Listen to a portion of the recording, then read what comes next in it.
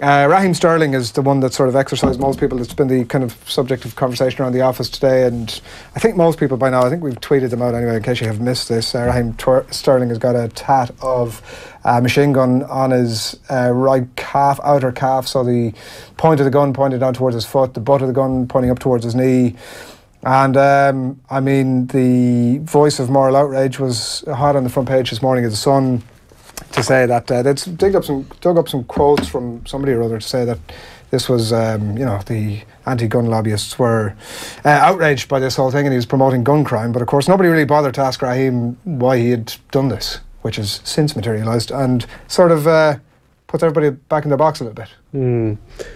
It's bizarre, not just because of this particular story, which is a non-story anyway, but it's because it's part of a pattern. Like I can't think of anyone who's been singled out like this. And some people say, he's been singled out because he's black and he's black working class kid or so. But there's been a lot of black working class kids that played for England from similar backgrounds, and they haven't been treated like this. Like, he's been vilified for shopping in Primark because people say he's too cheap. And then if he buys something expensive, he's vilified for that. He was vilified for buying a house for his parents, for his mother, but his father's passed away. And you go, like, why has this kid been treated like this? Like, he is a very young man, and I think it's completely disgraceful. And at the Football Writers Association dinner a few weeks ago, Jurgen Klopp sent a speech. I don't know if he was there in person or he sent along the speech. He wrote a speech, but it was read out at the night. But it was very well expressed. But he started off paying tribute to Alex Ferguson, who just had his illness, and going into Mo Salah, etc.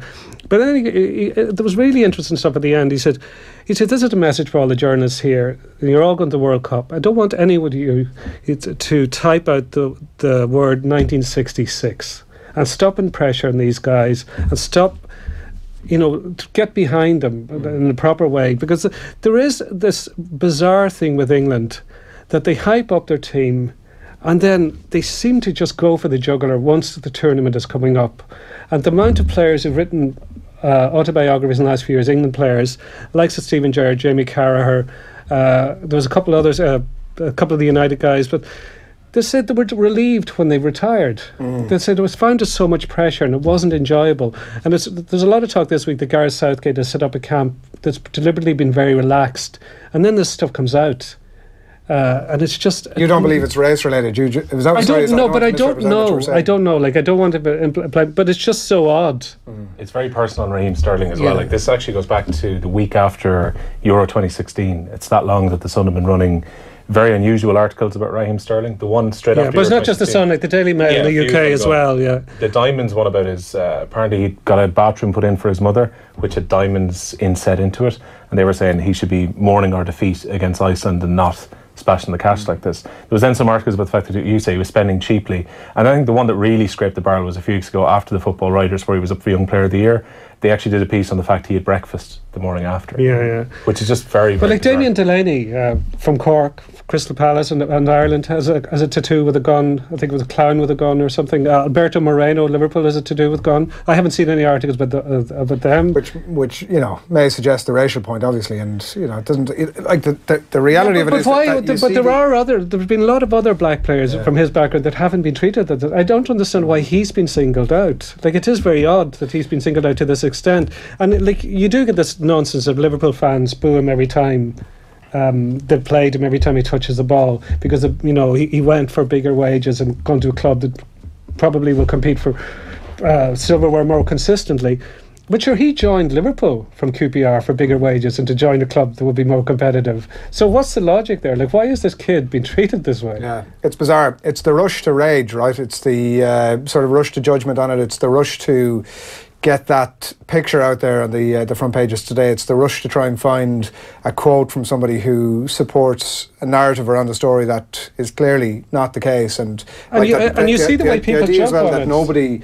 Nobody took a second to go, here, can you tell us what it's about? And so it's the rationale here as Raheem Sterling. Look, because I think you can look at it and go, geez, I'm not sure about that. You can have that sharp intake of breath when you look at it first. I think you're entitled to do that. You're entitled ultimately, I guess, to react to whatever the hell way you want to. But certainly on first viewing, you can look at it and think, you can have that sharp intake of breath.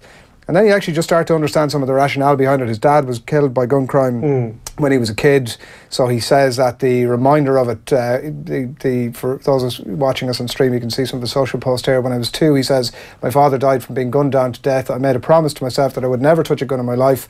I shoot with my right foot, so it has a deeper meaning, still unfinished, he says. So, you know, that sort of sums it up.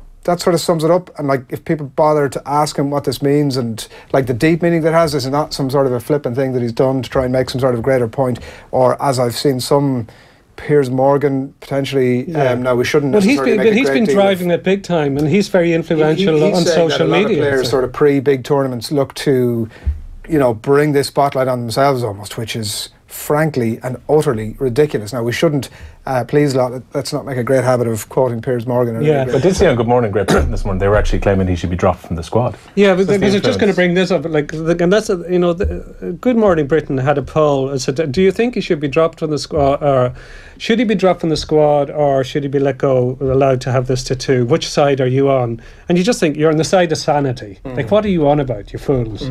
Like, Piers Morgan has been driving this all day, and he's been, like, Gary Lineker has been challenging Piers Morgan, but like, Piers Morgan's very influential, and you're going, why are these... There's also this judgmental streak thing, like, we see it all the time. We've seen it over the campaign that was going on over the 8th Amendment last week, that people are so judgmental of others. Like, it's nobody's business what kind of tattoo he has. No matter what he's got tattooed in his body, it's nobody's business. It's just a shame that nobody bothers to point that out, you know, in that process that results in his leg being on the front page of the Sun and people saying he should be taken out of the squad, and a Good Morning Britain that they're saying get him out. It's a shame that nobody along that line goes, listen, you know, this is actually none of our business. Yeah, but imagine, in the future, do they want people to line up in their shorts and have their body art inspected to see if it passes the moral arbiters are happy with this?